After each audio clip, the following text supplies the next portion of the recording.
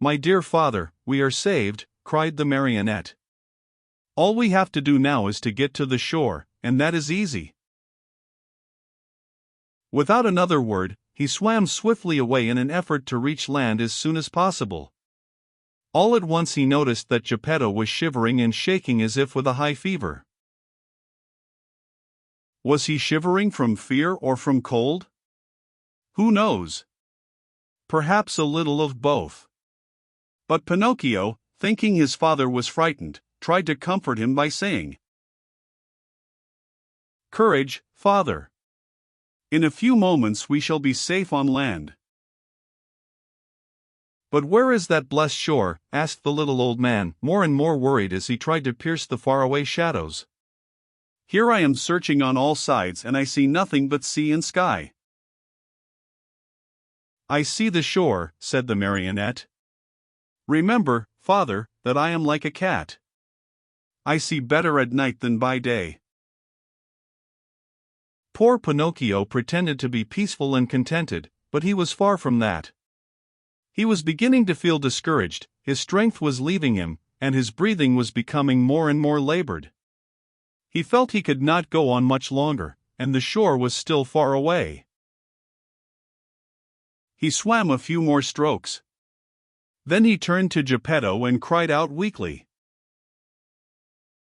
"Help me, father! Help, for I am dying." Father and son were really about to drown when they heard a voice like a guitar out of tune call from the sea. "What is the trouble?" "It is I and my poor father." "I know the voice. You are Pinocchio." "Exactly. And you?" "I am the tunny, your companion in the shark's stomach."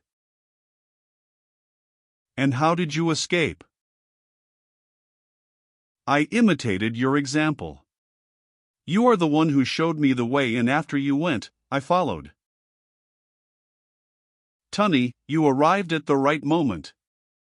I implore you, for the love you bear your children, the little tunnies, to help us, or we are lost." "With great pleasure indeed. Hang on to my tail, both of you, and let me lead you. In a twinkling you will be safe on land." Geppetto and Pinocchio, as you can easily imagine, did not refuse the invitation. Indeed, instead of hanging onto the tail, they thought it better to climb on the tunny's back. "Are we too heavy?" asked Pinocchio. "Heavy? Not in the least. You are as light as seashells," answered the tunny, who was as large as a 2-year-old horse. As soon as they reached the shore, Pinocchio was the first to jump to the ground to help his old father. Then he turned to the fish and said to him, "Dear friend, you have saved my father, and I have not enough words with which to thank you. Allow me to embrace you as a sign of my eternal gratitude." The tunny stuck his nose out of the water and Pinocchio knelt on the sand and kissed him most affectionately on his cheek. At this warm greeting, the poor tunny, who was not used to such tenderness, wept like a child. He felt so embarrassed and ashamed that he turned quickly, plunged into the sea, and disappeared. In the meantime day had dawned. Pinocchio offered his arm to Geppetto, who was so weak he could hardly stand, and said to him, "Lean on my arm, dear father, and let us go. We will walk very, very slowly, and if we feel tired we can rest by the wayside." "And where are we going?" asked Geppetto. "To look for a house or a hut, where they will be kind enough to give us a bite of bread and a bit of straw to sleep on." They had not taken 100 steps when they saw 2 rough-looking individuals sitting on a stone begging for alms.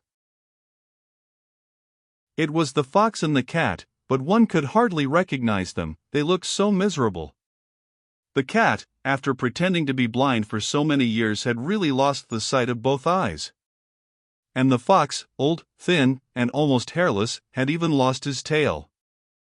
That sly thief had fallen into deepest poverty, and one day he had been forced to sell his beautiful tail for a bite to eat.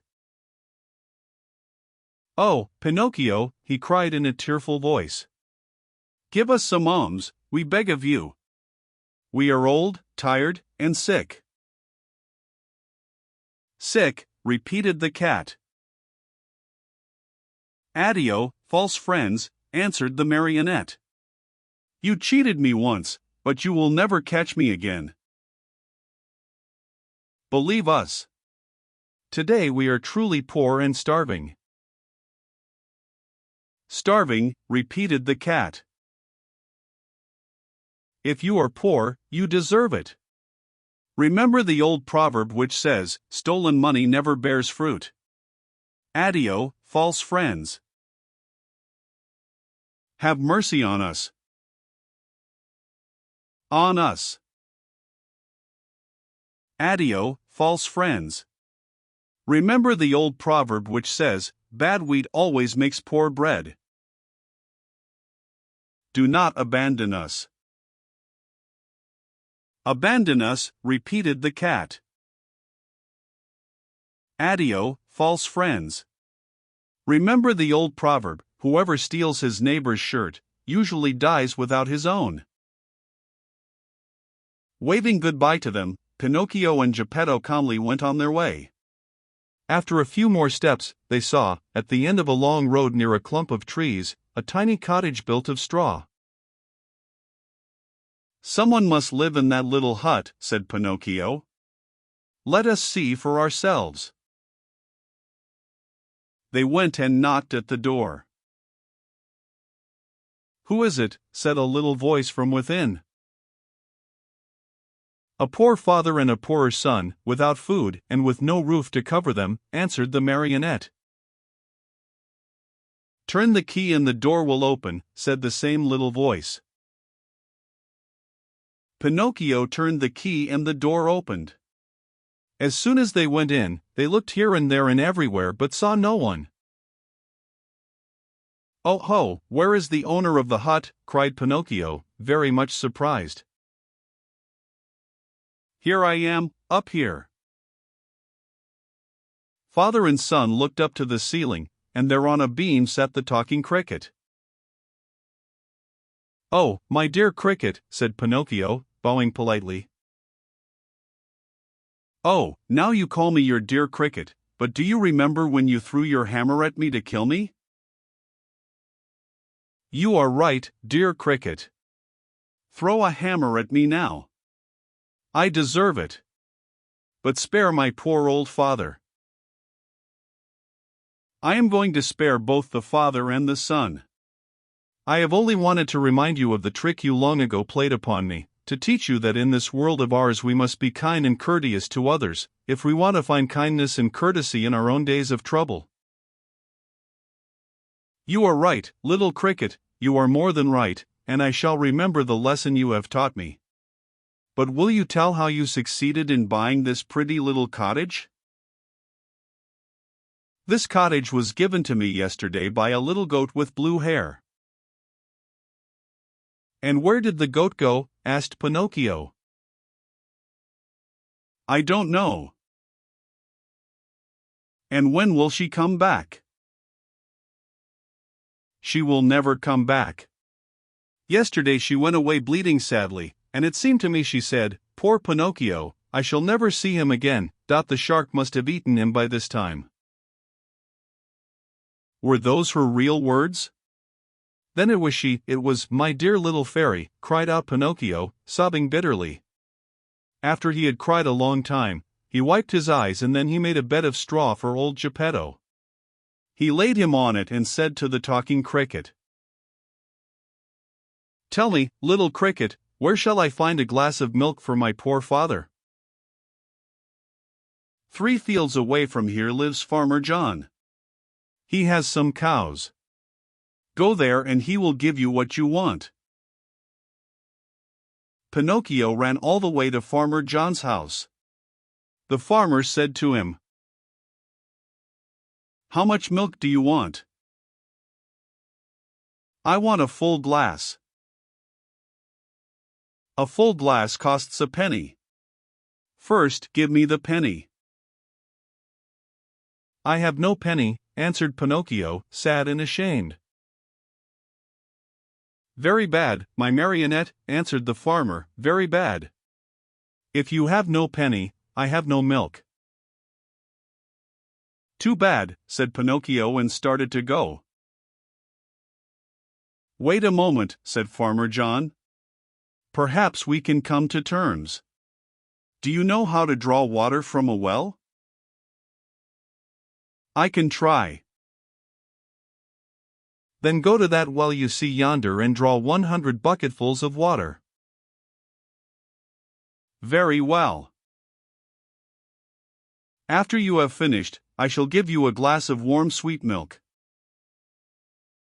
I am satisfied. Farmer John took the marionette to the well and showed him how to draw the water. Pinocchio set to work as well as he knew how, but long before he had pulled up the 100 buckets, he was tired out and dripping with perspiration. He had never worked so hard in his life. Until today, said the farmer, my donkey has drawn the water for me, but now that poor animal is dying. Will you take me to see him? Said Pinocchio. Gladly. As soon as Pinocchio went into the stable, he spied a little donkey lying on a bed of straw in the corner of the stable. He was worn out from hunger and too much work. After looking at him a long time, he said to himself, I know that donkey. I have seen him before.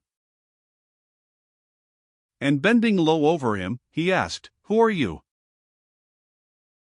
At this question, the donkey opened weary, dying eyes and answered in the same tongue, I am Lampwick. Then he closed his eyes and died.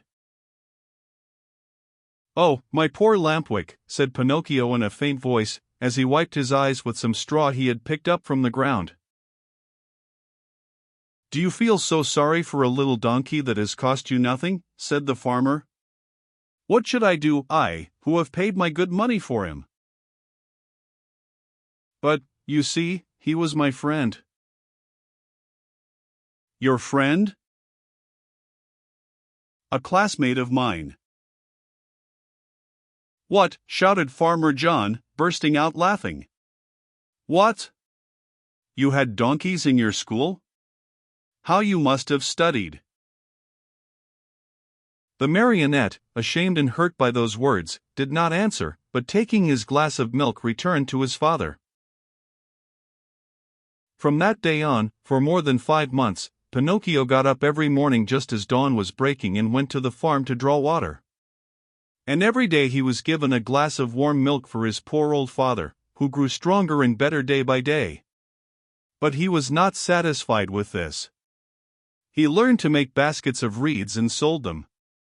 With the money he received, he and his father were able to keep from starving. Among other things, he built a rolling chair, strong and comfortable, to take his old father out for an airing on bright, sunny days. In the evening the marionette studied by lamplight. With some of the money he had earned, he bought himself a second-hand volume that had a few pages missing, and with that he learned to read in a very short time.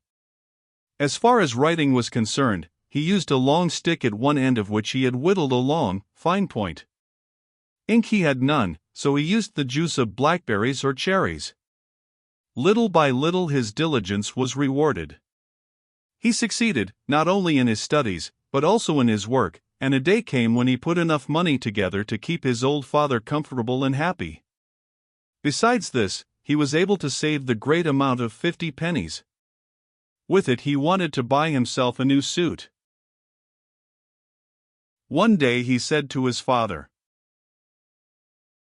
I am going to the marketplace to buy myself a coat, a cap, and a pair of shoes. When I come back I'll be so dressed up, you will think I am a rich man. He ran out of the house and up the road to the village, laughing and singing. Suddenly he heard his name called, and looking around to see whence the voice came, he noticed a large snail crawling out of some bushes.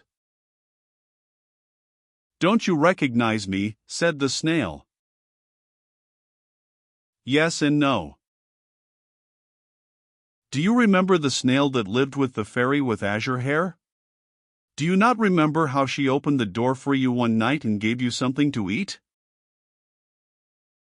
I remember everything, cried Pinocchio. Answer me quickly, pretty snail, where have you left my fairy? What is she doing? Has she forgiven me? Does she remember me? Does she still love me? Is she very far away from here? May I see her? At all these questions, tumbling out one after another, the snail answered, calm as ever. My dear Pinocchio, the fairy is lying ill in a hospital. In a hospital? Yes, indeed. She has been stricken with trouble and illness, and she hasn't a penny left with which to buy a bite of bread. Really? Oh, how sorry I am. My poor, dear little fairy. If I had 1,000,000 I should run to her with it. But I have only 50 pennies. Here they are. I was just going to buy some clothes. Here, take them, little snail, and give them to my good fairy. What about the new clothes? What does that matter? I should like to sell these rags I have on to help her more. Go, and hurry. Come back here within a couple of days and I hope to have more money for you. Until today I have worked for my father. Now I shall have to work for my mother also. Goodbye, and I hope to see you soon. The snail, much against her usual habit, began to run like a lizard under a summer sun. When Pinocchio returned home, his father asked him, And where is the new suit? I couldn't find one to fit me. I shall have to look again some other day. That night, Pinocchio, instead of going to bed at 10 o'clock, waited until midnight, and instead of making 8 baskets, he made 16. After that he went to bed and fell asleep. As he slept, he dreamed of his fairy, beautiful, smiling, and happy, who kissed him and said to him, Bravo, Pinocchio! In reward for your kind heart, I forgive you for all your old mischief. Boys who love and take good care of their parents when they are old and sick, deserve praise even though they may not be held up as models of obedience and good behavior. Keep on doing so well, and you will be happy. At that very moment, Pinocchio awoke and opened wide his eyes. What was his surprise and his joy when, on looking himself over, he saw that he was no longer a marionette, but that he had become a real live boy. He looked all about him, and instead of the usual walls of straw, he found himself in a beautifully furnished little room, the prettiest he had ever seen. In a twinkling, he jumped down from his bed to look on the chair standing near. There, he found a new suit, a new hat, and a pair of shoes. As soon as he was dressed, he put his hands in his pockets and pulled out a little leather purse on which were written the following words: The fairy with azure hair returns 50 pennies to her dear Pinocchio with many thanks for his kind heart. The marionette opened the purse to find the money, and behold, there were 50 gold coins.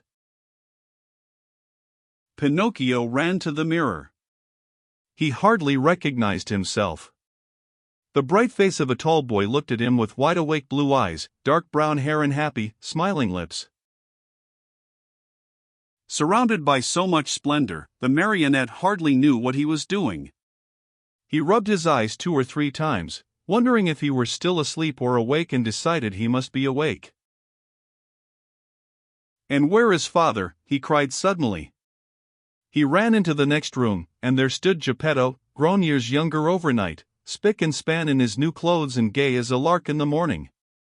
He was once more Mastro Geppetto, the woodcarver, hard at work on a lovely picture frame, decorating it with flowers and leaves, and heads of animals. Father, father, what has happened? Tell me if you can, cried Pinocchio, as he ran and jumped on his father's neck. This sudden change in our house is all you're doing, my dear Pinocchio, answered Geppetto. What have I to do with it? Just this. When bad boys become good and kind, they have the power of making their homes gay and new with happiness. I wonder where the old Pinocchio of wood has hidden himself. There he is, answered Geppetto. And he pointed to a large marionette leaning against a chair, head turned to one side, arms hanging limp, and legs twisted under him. After a long, long look, Pinocchio said to himself with great content, "How ridiculous I was as a marionette! And how happy I am, now that I have become a real boy."